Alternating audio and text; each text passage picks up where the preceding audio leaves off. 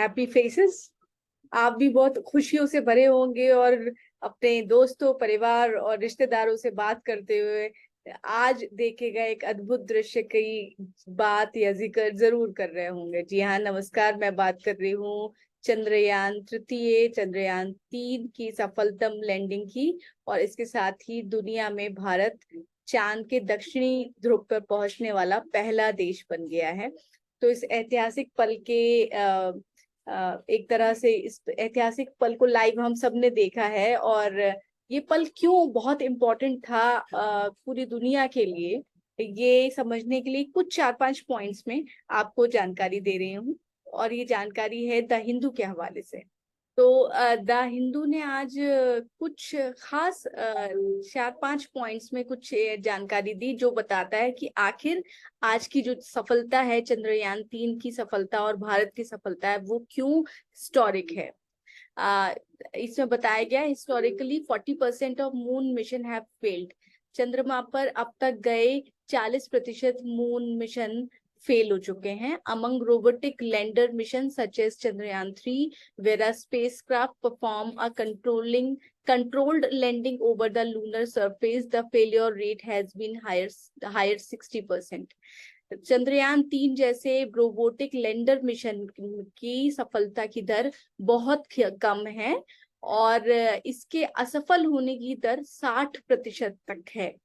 और हम जानते हैं कि हमारा चंद्रयान 3 सफल हुआ है, तो 60% असफलता की इस तरह के मिशन में जो दर होती है, उसको हमने बीट किया है, उसके बाद हम जीते हैं। सैंपल रिटर्न मिशन, इसमें बताया गया है कि सैंपल जो जिस काम के लिए ये रोबोट अब काम करेगा हमारा, वहां पर सैंपल कलेक्ट करके धरती पर उसके डेटा को भेजना, ताकि उस डेटा के माध्यम से चांद की वो जानकारियां मिल पाए, जो कि जिनके जरिए माना जा रहा है कि चांद पर आगे अगर कभी जरूरत पड़ती है तो इंसान रह सकता है। वहां पानी की खोज पहले ही हो चुकी है, और इस खोज का श्रेय चंद्रयान 1 को दिया जाता है। तो इसमें बताया गया है कि सैंपल रिटर्न जो मिशन होता है वो और भी डिफिकल्ट होता है, और इसके फेल होने की जो दर है वो 67% है, क्योंकि चांद से डेटा कलेक्ट करके वापस धरती पे भेजना और भी ज्यादा मुश्किल काम है।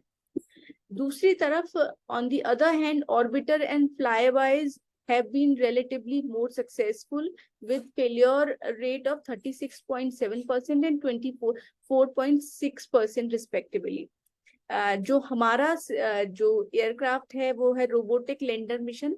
दूसरी तरफ जो ऑर्बिटर और फ्लाई बाय तरह के जो मिशन होते हैं, जो एक तरह से उसकी धरती पे ना जाके वातावरण में रहते हैं या उनकी ऑर्बिटर में चक्कर लगाते हैं, उस तरीके के मिशन की सक्सेसफुल होने के चांसेस ज्यादा हैं। इसमें असफलता की दर 36.7% और 24.6% है। Only 3 countries have soft landed a robotic lander on the moon so far: US, Russia, USSR and China. तो भारत के चंद्रमा पर पहुंचने से पहले तक सिर्फ ये सॉफ्ट लैंडिंग सफलतापूर्वक रूस ने और अमेरिका ने, रूस ने और चीन ने ही कराई है। और रूस ने भी तब कराई थी जब वो USSR हुआ करता था। तो आप समझिए कि ये जो आज हमने एक बहुत ही मेस्मराइज करने वाला जो क्षण देखा, अविस्मरणीय क्षण देखा, और बहुत ही बहुत अलग तरह के रोमांच से भर देने वाला जो क्षण देखा, वो ना सिर्फ भारतीयों के लिए बल्कि पूरी दुनिया के लिए एक ऐसा मोमेंट था जो आज से पहले चांद के उस दक्षिणी ध्रुव में कभी नहीं देखा गया। और उस चांद के उस पर्टिकुलर उस ध्रुव में, दक्षिणी ध्रुव का जो इलाका है, वहां पर जहाँ पे सूर्य की किरणें भी बहुत कम समय के लिए रहती हैं, ऐसे जगह पे भारत ने पहुंचकर इतिहास रच दिया है। और ये इतिहास इसलिए महत्वपूर्ण है क्योंकि अब तक के जो मिशन थे उनमें 40% जो मिशन है वो फेल कर गए थे। तो ये है चंद्रयान से जुड़ी कुछ खास बात जो आप सबको जाननी चाहिए। बने रहिए हमारे साथ। नमस्कार।